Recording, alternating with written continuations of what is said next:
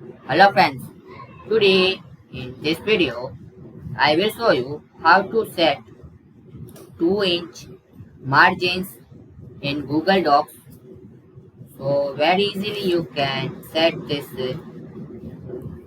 2-inch margins in Google Docs.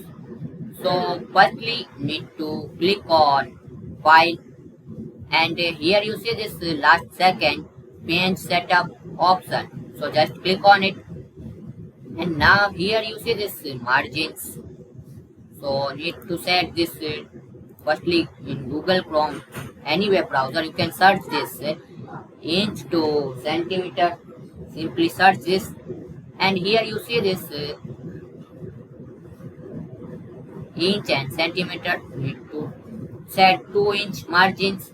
So just type here 2, and 2 inch is equal to centimeter is 2.08 centimeter.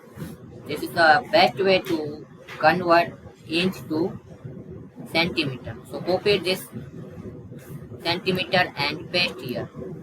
Top, bottom, left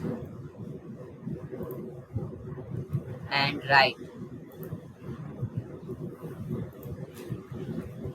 And click on set as default and click on OK.